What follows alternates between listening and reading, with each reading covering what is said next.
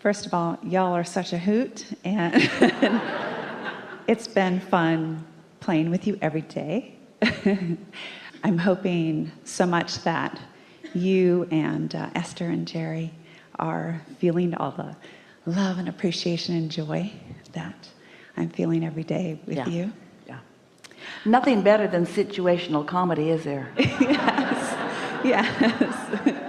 It has such rich context. Yeah, and it has been absolutely tremendous. Exactly what we've been covering today, not looking at the past, and also learning with you that in order for me to really love people doesn't require me to grieve or focus on that. We like your choice of words, and we want to clarify something, and then we'll let you take off with where you're going. It isn't only that we think it's a good idea to not look at the past. It's that in not looking, you'll be less likely to not be the past, because you vibrate where you look. So if you're focused into the past, while there are things, it doesn't matter if you're looking past, present, or future, you can find resonance with who you really are. But there's such a tendency in looking back. It's sort of like, you know how when you go home for Easter holiday, we've sort of taken care of that for you.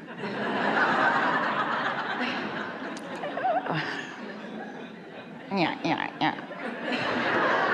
When you go home for a holiday, have you ever felt yourself reverting to how you felt when you lived there?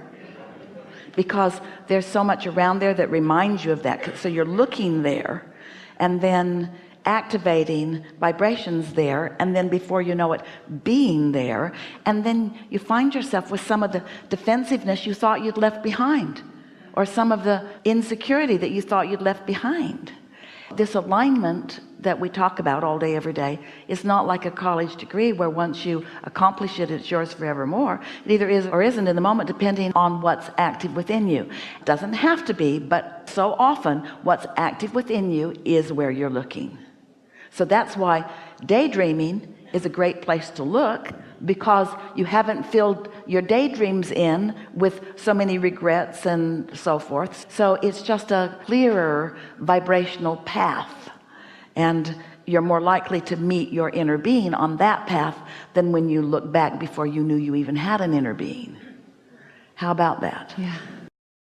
Yeah, and it's so cool because you're helping me to recognize that having fun and being joyful and playing with my puppy or laughing with my beloved, that's where I get to continue connecting with you, and that includes my mom and dad.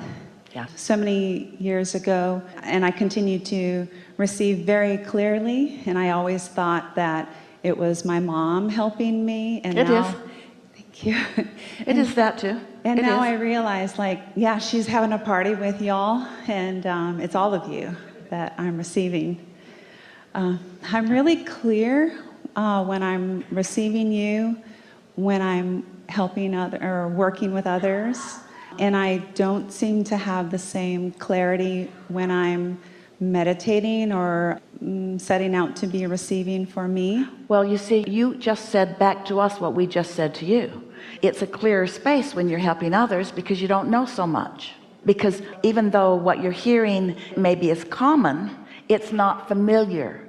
Familiar, get the connection in the word familiar?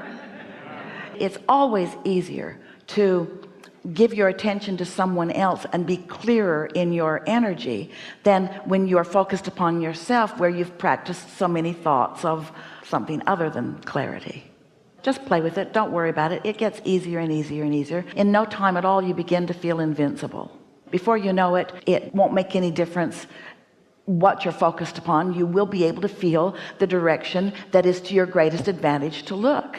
If you were to walk into a library or a bookstore with all of those books about all of those subjects, the intensity of just the volume of information could be overwhelming to you unless you know why you went in and what it is you're looking for. And so in this vibrational arena where every thought that's ever been thought still exists, and every belief that anyone holds still exists, and beliefs that you have held before still have some vibrational liveliness within them. It takes focus in order to focus yourself in the direction that is most satisfying. And as many books as we write and as many conversations as we have, the thing that humans have the most difficulty hearing and believing and gravitating toward is that it's good to feel good. If you will let the criteria be how you feel, you'll always go to a clear space. But if you have any other reason than that it will feel good, then you might find a thought that's interesting while it doesn't feel good, or a thought that's a big thought while it doesn't feel good, or a thought that's most advertised on television while it doesn't feel good. There are all kinds of reasons for thoughts to be bigger. So how are you going to set your priorities? How are you going to decide what direction your thoughts are going to go? And the easy way is just to care about how you feel and start noticing what thoughts feel the best, like the puppy or your beloved, and on and on and on, and gravitating in that way.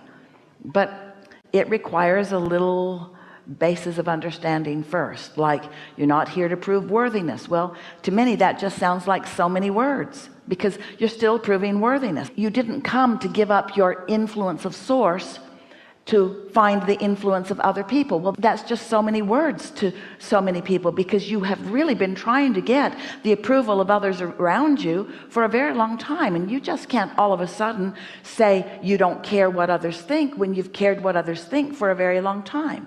So we're not asking you not to care what others think. We're just asking you to care more about how you feel, which means we're asking you to care more about what your inner being thinks, and not about everything in the world. You couldn't even contemplate that. We're just asking you to care more about what your inner being thinks about what you're thinking about right now than anything else. That's all. That's all you need to care about, is what does my inner being think about what I'm thinking about right now? And your emotions will tell you whether you're on the right track of what your inner being is thinking or whether you're not. It's so simple, you see, when you live in the moment. Yeah, first, like you just said, it is so phenomenal and so crazy that just like, yeah, I'm here to feel good. Like, that was just so mind-blowing for me to help me switch. When you think about your puppy, or when you think about your children, or you think about anybody that you care about, do you want anything bigger than just wanting them to thrive, to feel good? Isn't that what you wish? Isn't it logical that that's what your inner being would want for you? It totally is, and for so long. And since your inner being wants it for you and knows right where the best feeling thoughts are, then doesn't it feel logical that your inner being is guiding you toward those best feeling thoughts and adventures and life experiences and evolution? Yeah, it totally does. Yeah. Thank you. And like the gentleman earlier, my practice of self-soothing has been just tremendous. Like when I find myself like... Those are brilliant and beautiful words, and let's exaggerate them.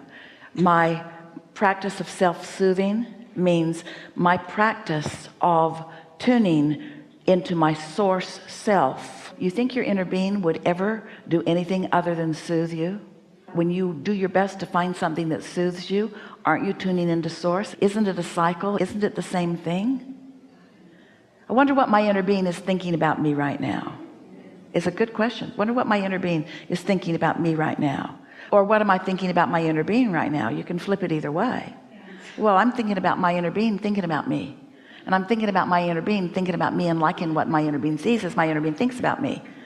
And I like thinking about my inner being thinking about me and liking what my inner being thinks about me, because my inner being likes me, and when my inner being is focused upon me, my inner being likes what they're thinking about when they're thinking about me. And if I'm focused upon my inner being who likes me when they're thinking about me, and I'm focused upon my inner being who is thinking about me, then I might be thinking about me. And if I feel good, then I might be thinking about me in the way my inner being is thinking about me, and I might like me. That's soothing. That's soothing. And what that has helped with is moving like up and up and up, relief, relief, relief. And then the current or recent word satisfaction that Esther is using, that's really helping me to do that forward looking and feeling, and combined with the not giving a rip. As this experience together moves forward over the next hour and then again tomorrow, we will have opportunity together to discuss situations where you may be standing and help you to find soothing thoughts. If you can isolate where you are by demonstrating through brief stories about where you stand, what you always do, and this is why you want to do it, when you focus upon where you are, you not only activate where you are, you activate where your inner being sees you, or you activate yourself as your inner being sees you. So by talking about where you are, both aspects of you light up, and law of attraction begins to respond to both aspects, which means the law of attraction is responding to your desires about where you are, which, by the way, your inner being's already there, and what your beliefs are about where you are. And there's nothing better than this active gap or playing field or creative field between where you are in terms of what you believe about what you want. Can you feel the powerful focus that that is? And under those focused and dynamic, meaning can change second by second by second by second, it's possible that you will actually feel viscerally the movement. You may, if you want to, you may feel old unhelpful beliefs falling away while new beneficial beliefs take their place. Don't you think that's deliberate creation at its best? And when you're consciously witnessing that or consciously experiencing it within yourself, you never go back from that. We talk a lot, and we know we sound confident to you because we are. But until you have felt energy, movement, improvement within yourself, it's just so many words.